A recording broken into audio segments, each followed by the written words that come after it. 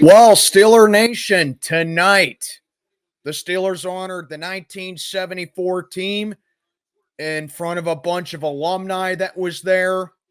And while the Steelers may not have played exactly like that 1974 team, they sure did a pretty good imitation of it in the second half and towards the end of the second quarter. As I'm not ready to say that we have two starting quarterbacks just yet based off of one game. But, man, I got to tell you, I can't hate on what Russell Wilson did tonight, man. Let's get into this game.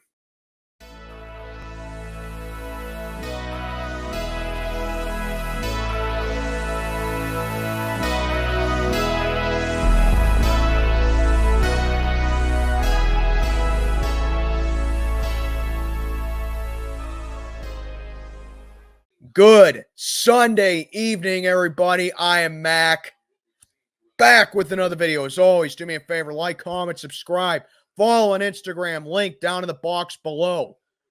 37-15, the Steelers cook the New York Jets tonight. That's right, I said it. The Steelers were cooking tonight, man, and they cooked up a W over the Jets, 37-15.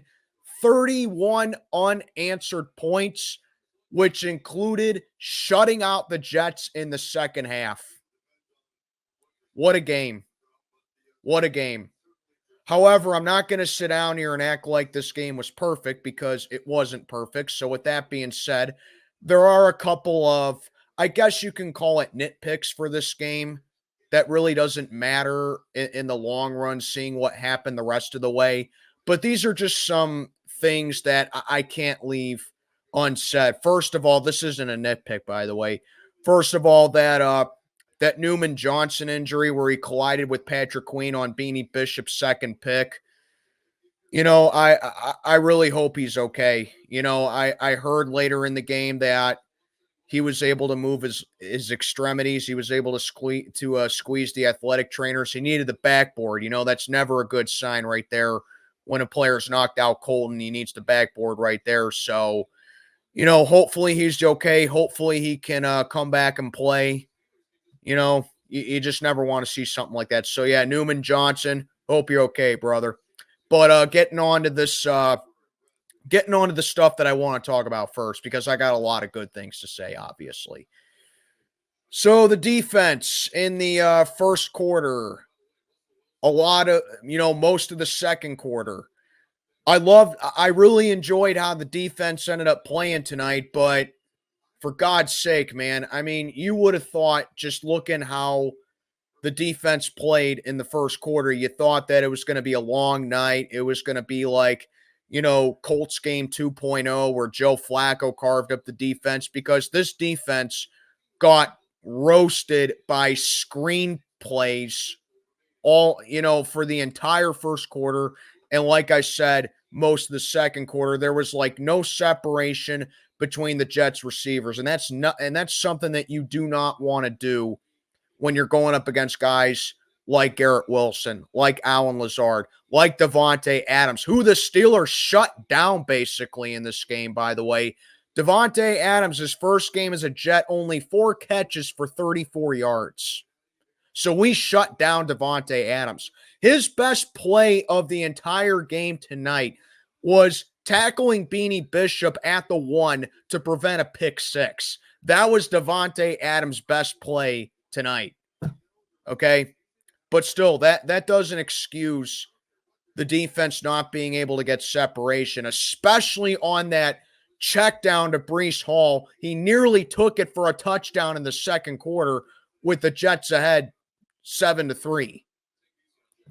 So, I mean, that's still something that the Steelers got to fix up big time. The tackling needs to be fixed up. You can't keep getting fooled by these screen passes here.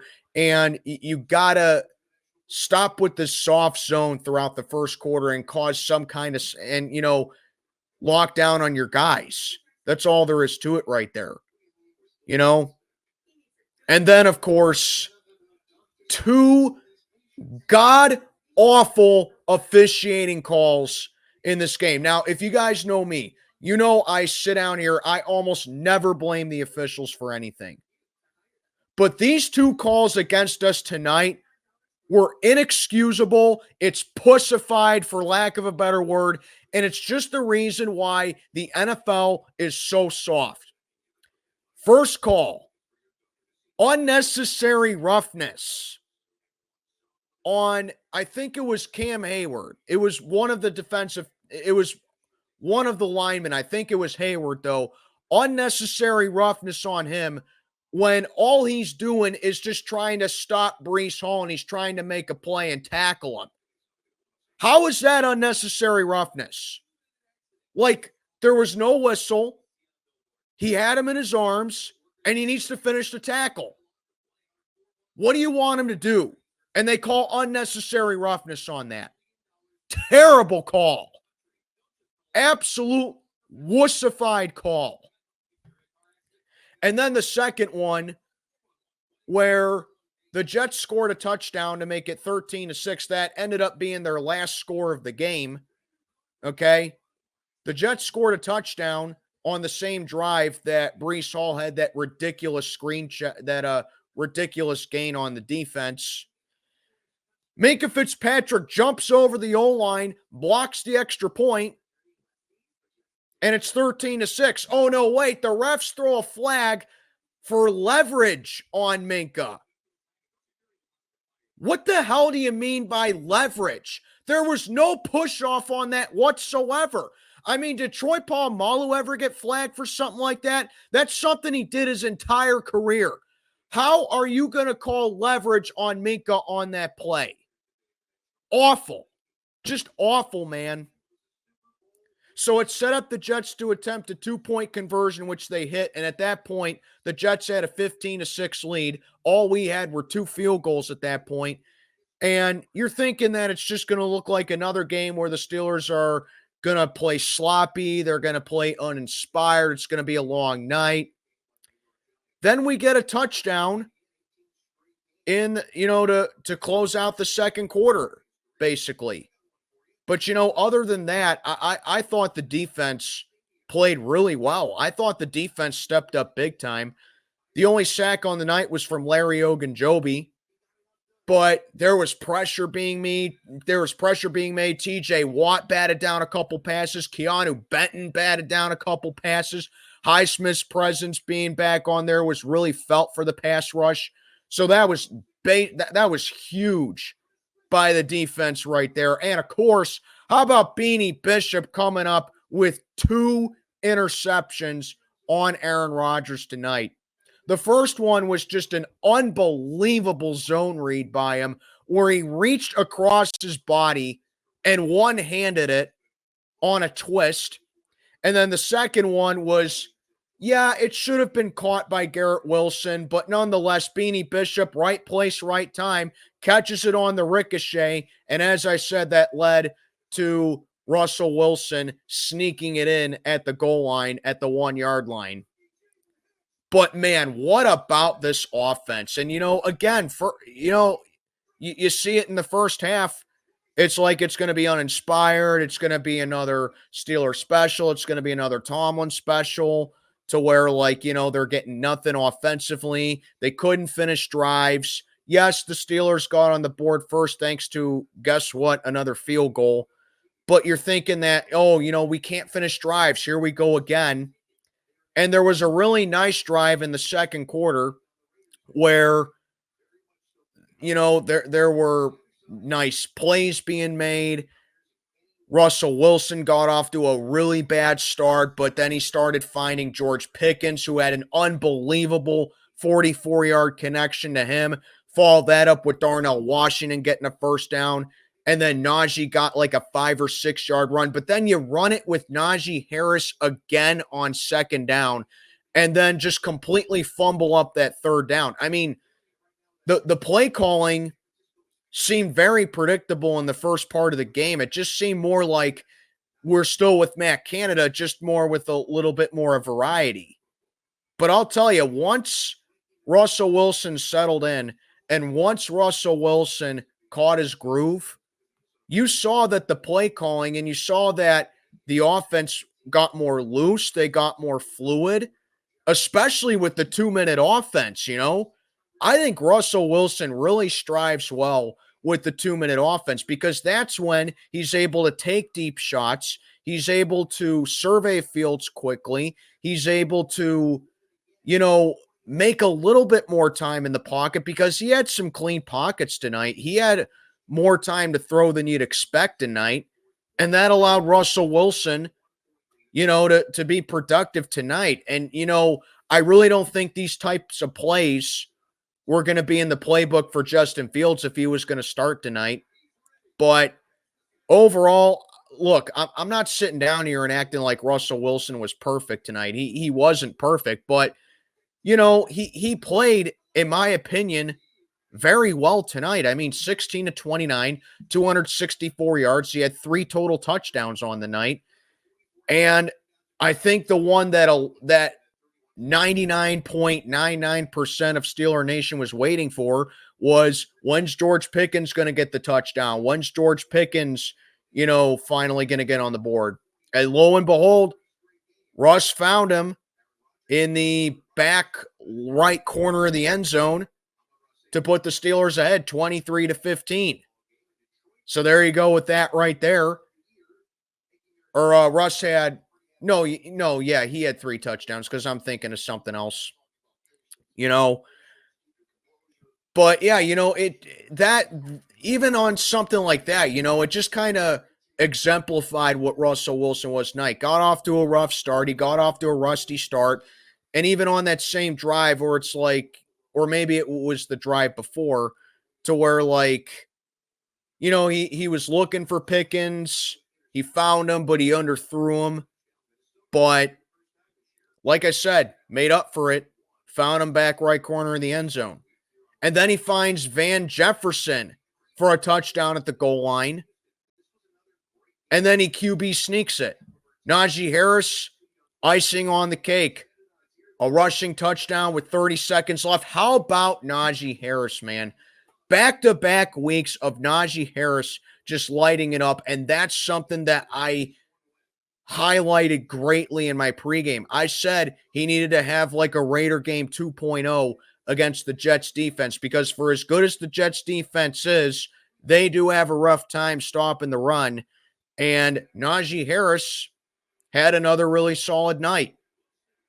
He had almost 5 yards a carry. He had over 80 yards on the ground on 15 attempts.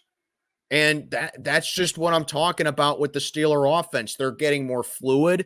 They're taking they're taking more shots down the field. You see it with Russ gaining more confidence right there. You see it with Russ, you know, taking deep sideline shots. He wasn't really attacking the middle of the field all that much, in my opinion, but that just kind of seems the way that Russ can make this offense be productive. And you see it when you got guys like Jaylen Warren getting some burst plays, Najee Harris continuing to run well, Muth coming up with an unbelievable one-handed catch that he tucked in the ball with his chest with.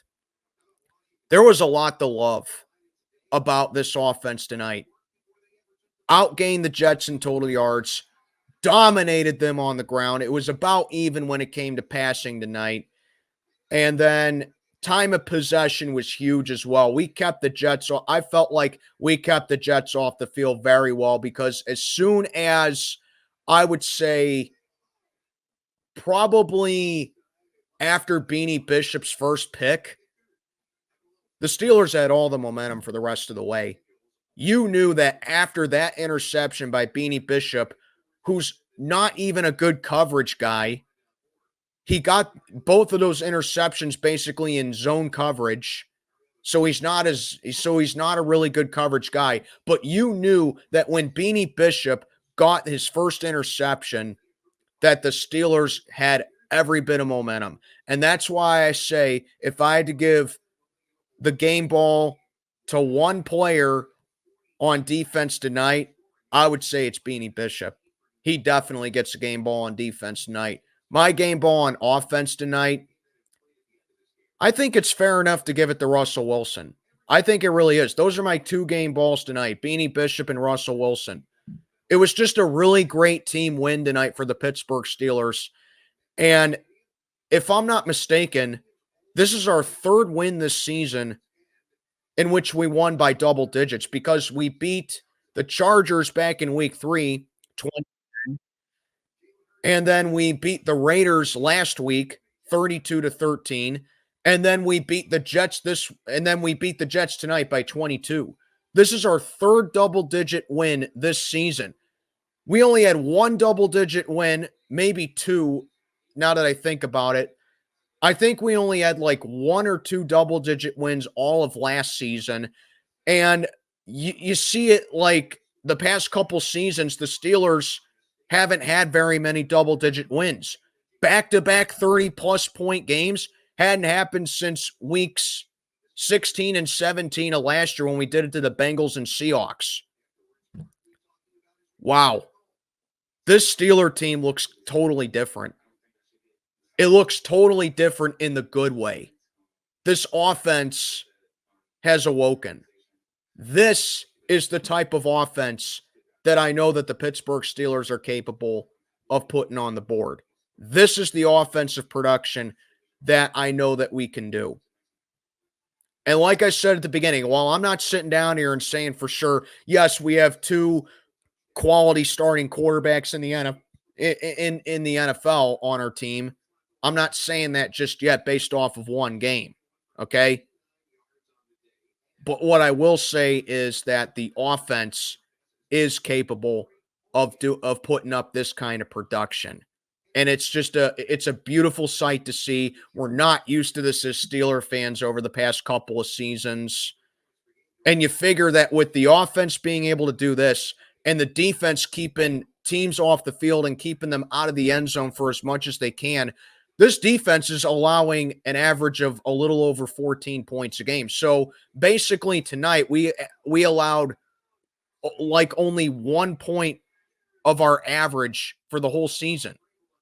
So you figure with the defense keeping teams out of the end zone and keeping them off the field and the offense finding a rhythm, anything's possible. Anything's possible, man.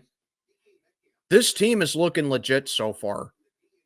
Now, look, again, I know it's only 7 games into the season, okay?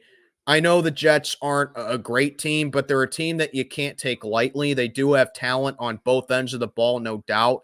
And I know the New York Giants, they're a less than ideal opponent as well, and we got them next Monday night, another primetime game at home. So, I mean, yes, it's like, yeah, we're not beating the best of teams, but you know what? What's the alternative? That we let these teams come in and we play sloppy the entire game and we lose, and we're sitting at 2-5. We're in first place in the AFC North for the time being right now. Depends on what the Ravens do against the Bucs on Monday night.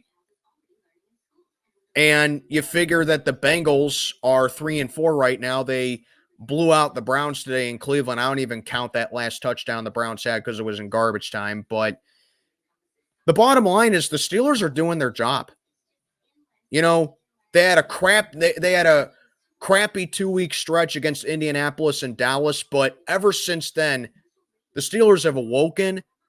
They have cut the bullshit, and we have arrived to play.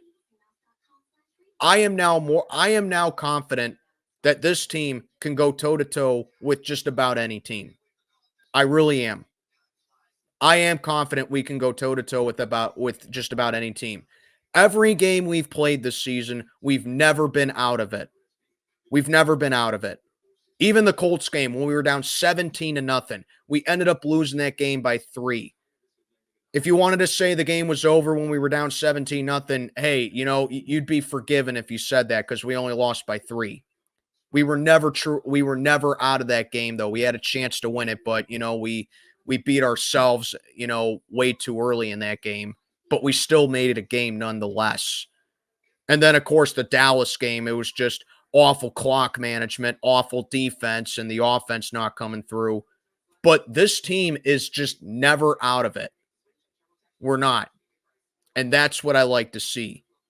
So we win it tonight, 37-13. What a game. What a team win, man. So let's take care of business against the Giants. Let's get to 6-2. Let's go to our bye.